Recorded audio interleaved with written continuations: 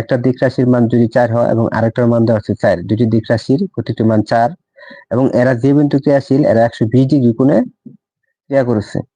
এখন বলছে যে এক্ষেত্রে কোন একটি ভেক্টরের সাথে লব্ধির কোণ কত হবে। তার মানে একটি ভেক্টর যদি এদিকে হয় 4, আমরা ধরলাম যে 4 নিউটন এবং অন্য একটি এদিকে যদি ক্রিয়া করে সেটি কিন্তু 4 নিউটন, অর্থাৎ দুটি মানে 4 এবং এদের লব্ধি কিন্তু এদিক বরাবর হবে এবং বলছে 120 ডিগ্রি কোণে ক্রিয়া করেছে। 120 ডিগ্রি কোণে ক্রিয়া করেছে, এই লব্ধির দিকটা কত, অর্থাৎ এই থিটার মানটা চেয়েছে। এই থিটার মানটা কিন্তু আমাদের চেয়েছে।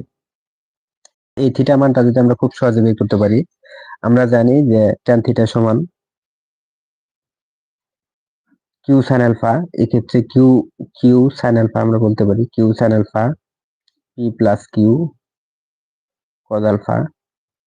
এক্ষেত্রে কিউ এর মান কিন্তু 4, তাহলে 4 সাইন আলফা, আলফা মান ছিল 120 ডিগ্রি এবং পি এর মান 4 এবং কিউ এর মানও 4, দুটি মান সমান, তাহলে cos 120 ডিগ্রি। এটাকে যদি আমরা ক্যালকুলেশন করি তাহলে 4 আর সাইন 120 ডিগ্রির মান